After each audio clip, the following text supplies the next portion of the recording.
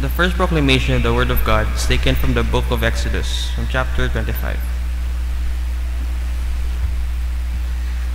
You shall put the mercy seat on the top of the ark, and in the ark you shall put the testimony that I will give you. And there I will meet you, and I will speak with you from above the mercy seat, from between the two cherubim which are on the ark of the testimony, about everything which I will give you in commandment to the children of Israel. You shall also make a table of acacia wood. 2 cubits shall be its length, a cubit its width, and a cubit and a half its height. And you shall overlay it with pure gold, and make a molding of gold all around. You shall make for it a frame of a handbreadth all around, and you shall make a gold molding for the frame all around.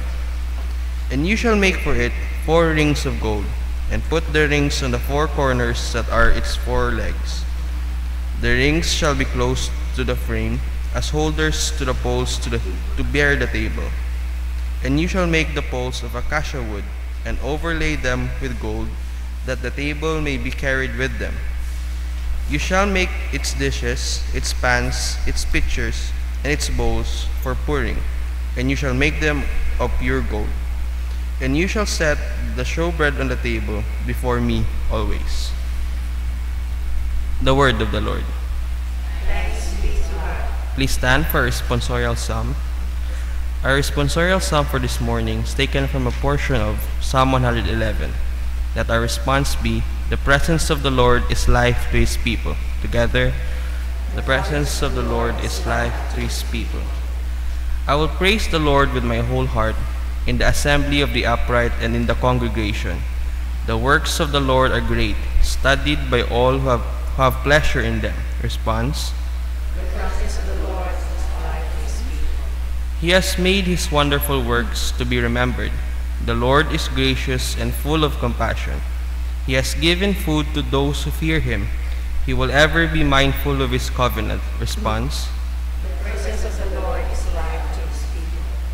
He has declared to his people the power of his works, in giving them the heritage of the nations. He has sent redemption to his people. He has commanded his covenant forever. Holy and awesome is his name. Response: The presence of the Lord is life to his people. Glory be to the Father, to the Son, and to the Holy Spirit. And to us in the beginning, is now, and ever shall be, world without end.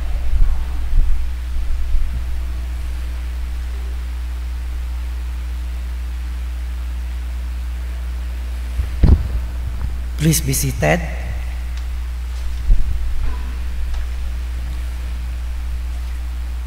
Our second proclamation of the Word of God is taken from the book of 1 Corinthians chapter 11.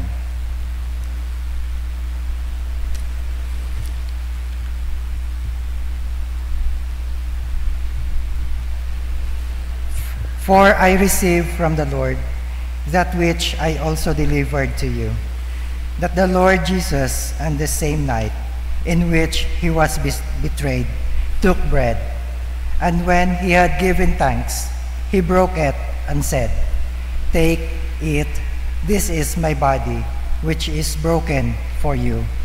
Do this in remembrance of me." In the same manner, he also took the cup after supper, saying, "This cup is the new covenant in my blood. This do as often as you drink it in remembrance of me. For as often as you eat this bread and drink this cup, you proclaim the Lord's death till he comes. Therefore, whoever eats this bread or drink this cup of the Lord in an unworthy manner will be guilty of the body and blood of the Lord. But let a man examine himself, and so let him eat the bread and drink of the cup. For he also eats and drinks in an unworthy manner, eats and drinks judgment to himself, not discerning the Lord's body. For this reason, many are weak and sick among you, and many asleep." The word of the Lord. Thanks be to God.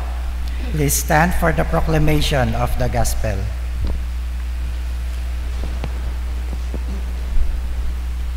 The Lord be with you. With your spirit. The Holy Gospel of our Lord Jesus Christ according to St. John, chapter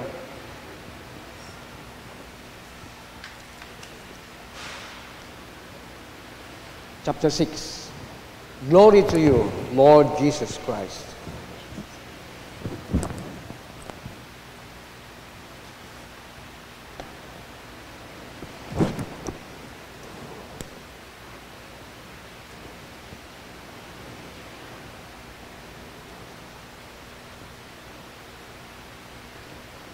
Whoso eateth my flesh and drinketh my blood has eternal life, and I will raise him up at the last day.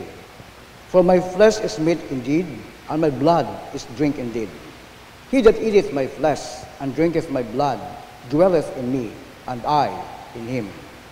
As the living Father hath sent me, and I live by the Father, so he that eateth me, even he shall live by me. This is that bread which came down from heaven, not as your fathers did eat manna and are dead. He that eateth of this bread shall live forever. These things said he in the synagogue as he taught in Capernaum. Many therefore of his disciples, when they had heard this, said, This is a hard saying. Who can hear it? When Jesus knew in himself that his disciples murmured at it, he said unto them, Does this offend you? What, and if you shall see the Son of Man ascend up where he was before? It is the Spirit that quickeneth, the flesh profiteth nothing. The words I speak unto you, they are spirit, and they are life. The Gospel of the Lord. Praise to you, Lord Jesus Christ. You may be seated.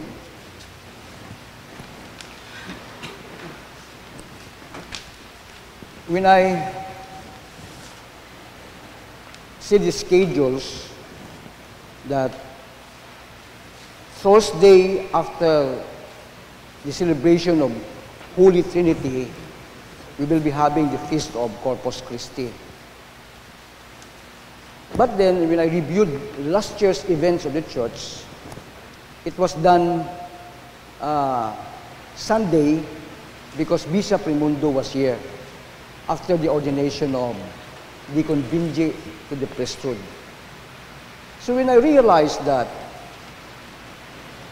there is a feast in this week, particularly this day, Thursday, I reminded Father Nonoy to make a customary which will be included in our daily office of morning prayer. But because it is a separate feast, and this is for the body of the Lord Jesus Christ, it was done properly. Therefore, we have our separate customary than the daily office of morning prayer with Eucharist. Last Sunday, as I have said, we celebrated the Holy Trinity, meaning our one God as in three persons, the Father, the Son, and the Holy Spirit, working in diversity but in unity because of love for us. Today, in response to this love, we will continually hear His word and celebrate the Holy Eucharist. Our second reading gives the emphasis of the institution of the Last Supper. But the Last Supper is no longer our Last Supper, because today we celebrate Masses in the morning, then it is not Last Supper. It is our meal for everyday life, for everyday activity. The Holy Eucharist, which our Lord Jesus Christ have instituted, it becomes our meal daily. In morning or at noon or even at the evening, it becomes our meal. And it's called the journey, the meal for the journey of the faithful. Meal, pagkaon, it mga tumuguo sa andang pamanawon. And what is that? We are a missional church. And because we are a missional church, we are ready to be mapakaon kita, mapainom kita, kung mga bagay-bagay nga halin sa atong Ginoo, which is the Word of God and the Holy Eucharist. Nga niya, hindi pwede kita nga magguwa into mission without having realized what this meant to us.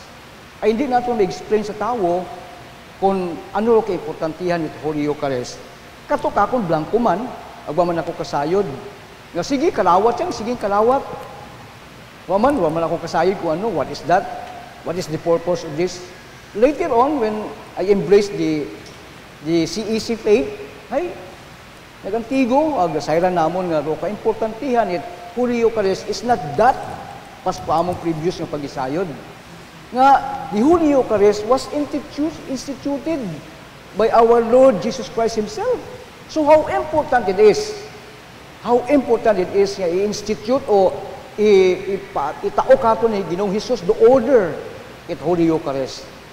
Do second part nga ni ko atong second reading ay ranang section heading ay partaking of the supper unworthy. Bukod bagat angay, ay sino katon do angay nga magbaton ni Holy Eucharist, yawas ang dugo ni Ginoong Hesus, wagid. Ugaling, latong Ginoong Hesus, sa anang pagigugma katon, gintaon na katon, nung paagi. And how can it be? Nga maging yawas ang dugo na rurayang bino ang tinapay. Makita kasayod. Kung pauno imaw naging yawas ang dugo na, but He said, it is my body, it is my blood. Did it is. We have no more questions about that because He is God. He knows what He's doing. Ang sa aton nga pag-embrace karon, ang pag-participate, we ourselves are benefiting what God has given unto us. Amen? Di dumasadya kato na eh. Aton mismo Ginoong Hesus, nag-institute it Eucharistia, it kalawat, agud kita, intindihan man nato mo hindi, as long as we believe that He is. Imaw nagtao karon kato na ginabato naton, it is good for us already. Hindi ko pwede ron nga bagan pa ito na ano. Because faith in unsearchable. Nung pagtuo is, hindi mo basta nga, daya akong pagtuo, daya ko no. Every day of our lives, as long as we read the Word of God, we hear the Word of God, ang aton nun nga ginabaton sa atong pagpangabuhi, it becomes natin nga, direction with mystery. Direction naton, pero misteryo How can it be? Rato, pulong it atong Ginoo ay masyadong manggaronon. It's very rich. Manggaronon do pulong it atong Ginoo nga every time we seek for it, every time mabasa naton do inubra ni Ginoong Hesus para katon. Agruyon do importante. Bukod tat importante nga nagbasa ako Biblia makarong adlaw ay am blessed no. Kung binasa mo lang without your mabanaton nga pagtuo, wa ka man mag-meditate karon, ay binasa mo lang. Kumbagay wa gid makapikto sa imong pagkatawo. Pero kung nabasa mo gina-imbita mo rong Espiritu Santo, the third person in the Trinity, nga ibahan ka, turan ka, i-correct ka, i-guide ka, then you will realize that the Word of God is itself spirit and life to us. Na nagabasa ang nagatuo sa atong Ginoo. Yan ay pangaywang section it, second reading, nga partaking of the supper unworthy, it's not us. It's not us to become worthy. What we need to do is i-order natin atong kaugalingon sa anang paagi, sa anang termino. Paunol termino it atong Ginoo o anang pamaagi. One of those, para maging angay kita magbaton kung yung Holy Eucharist, is that when we come to church. That's why nagpangayo kita patawad sa Ginoo. Ay, mga matay, masimba kami sa ibang simbahan ay, yung mga taong gatin mo kalawat, ano ang nga rason, wa ko no sanda ka konfisar, wa ko no sanda ka adto sa konfisaryo, ag magkonfisar. Ay baga mapon sa umpisahay naghambal ro pare nga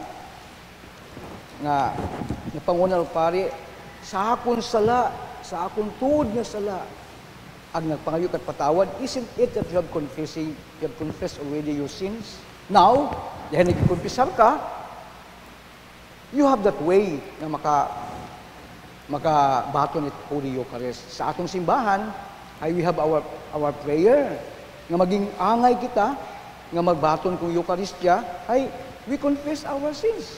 Hambay ko, kung may deacon, hayaan ang hambay ko deacon, ako nagbasa kalaki na, let us confess our sins against God and our neighbor.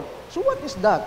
Are we become worthy because sorry sa Ginoo? Yes, we are. Aman, institusyon this is the sacrament that our God has brought to His church na atong piling obrahon.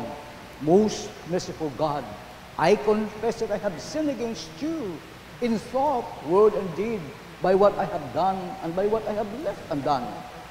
This is already a confession of your sins and the things which you needed to do but you haven't done. So, harang ka kumplito. Now, pagkatapos baga, ano inobra celebrant, pare, Almighty God, have mercy on you. That includes you and me, na naghahambay ka na. Kung sa deacon doon ay, Almighty God, have mercy on us. Forgive us all our sins through our Lord Jesus Christ. So, gin-invoke natin dungagan ni Ginoong Jesus to forgive us of our sins. We become now worthy to partake of the Holy Eucharist. One time, offering kita, but my heart is hard. Mabugat kita ang buot.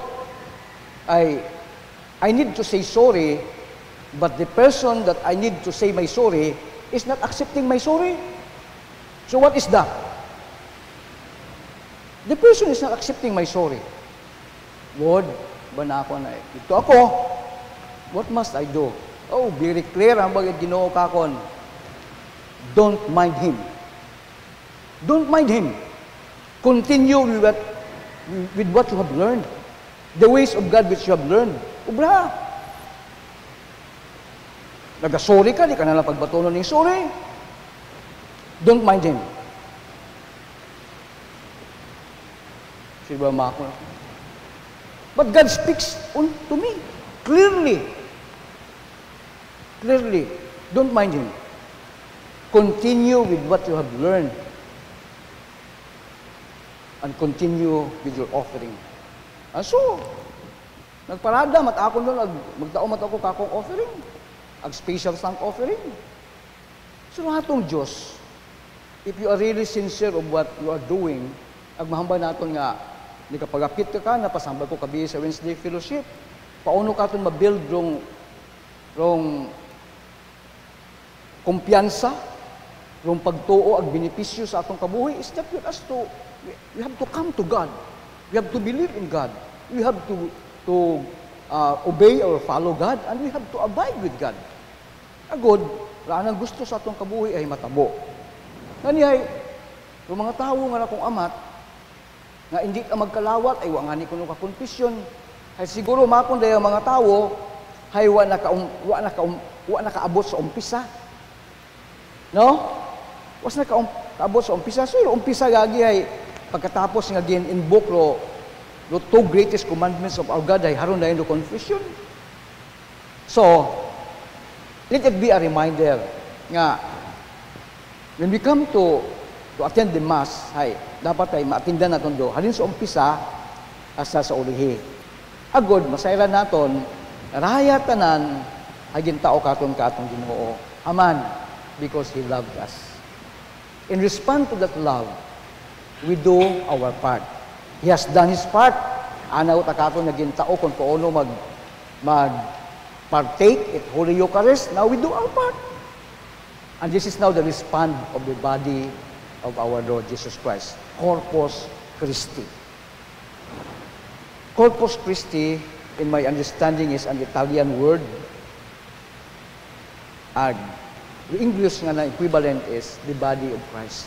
Pero ako ginadugangan ko the body of our Lord Jesus Christ. Haman, He is Lord of all. What at pwede nga makatupong sa Lordship ni Ginoong Jesus? He is only the Lord.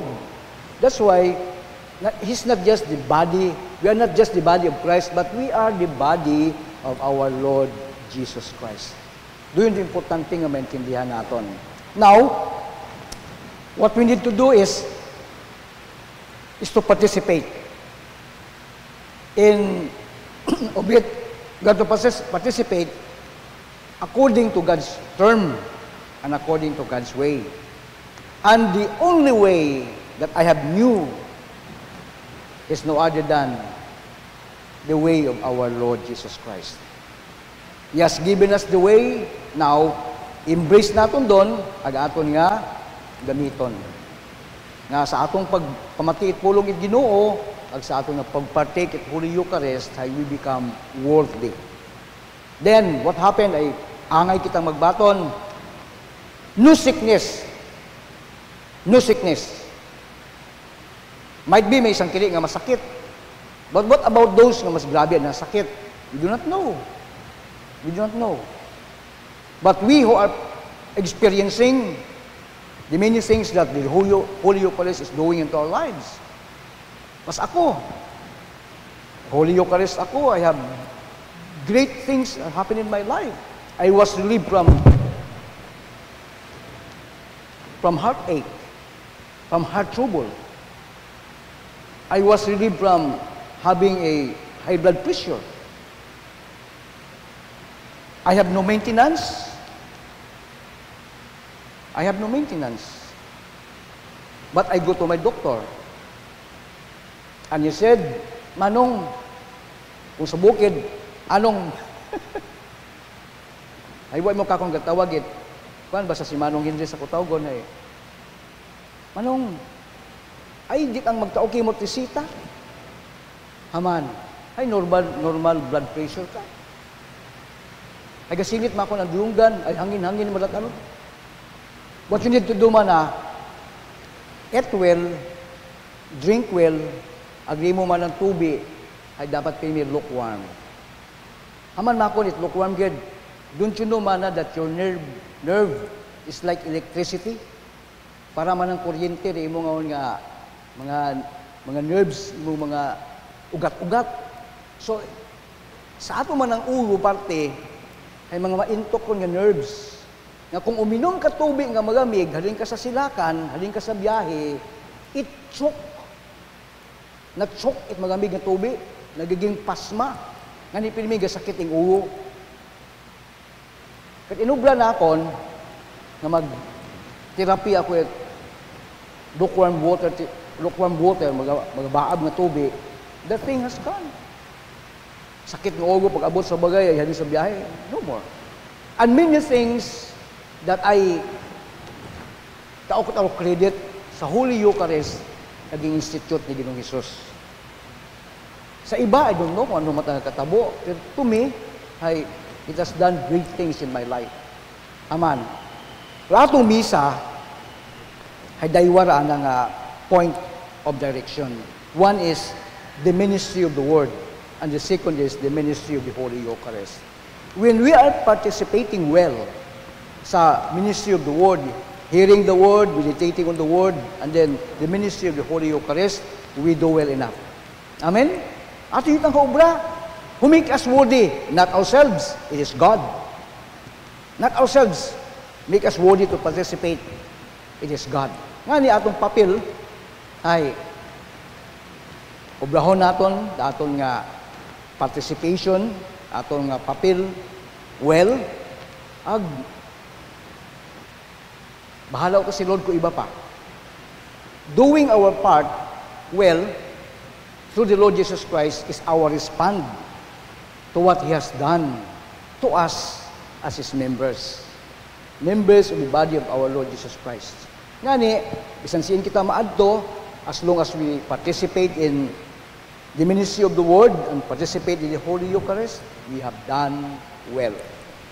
Agluyon nyo nga obrahon naton, ay pwedeng makainggan nyo ron.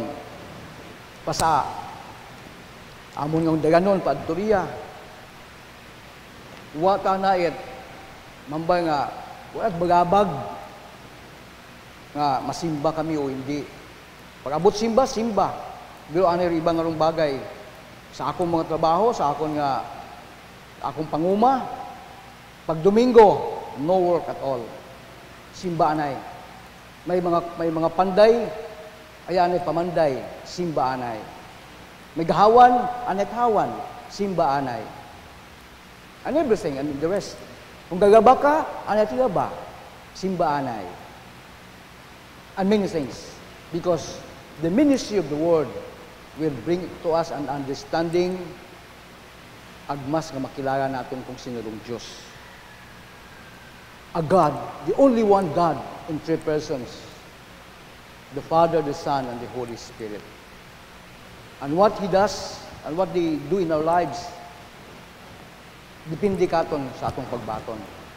Now that we're doing our part through the Lordship of Jesus Christ, as members of His body, we do well enough. Who made us worthy? It's God, not us. Ngani when we participate, see to it nga, aright man datong tagipusoon. Ang bago kinyo, as I was making an attempt to offer gifts to God, and I remember somebody nga dapat mapangayo ko't patawad, but he don't accept my sorry. Ang ba ni Lord kakon? Ano ba ni Lord kakon? Leave him. Ngani ay, sa ilan na ako nga, Diyos, basta sincero ka, ay kasabat ay mau. Nag-abot ang instant sa akong kabuhi, sabat na ako. The first time I heard the word, the voice of God, ay ito ako sa Candelaria. Galimpyo ako kaamong pilapil sa ganas, and may meeting ako alas 2 sa ministry, in-home ministry anay. God spoke to me. In question pa ha? Henrich, I think you have a meeting with the ministry. What time is it? Ano, brahon ko? Makon sino ba makon naghambang ito in English sa akong kilid ay. Ay, ayangan mamakong akong kibahan sa kanya so mag-in English ka kun.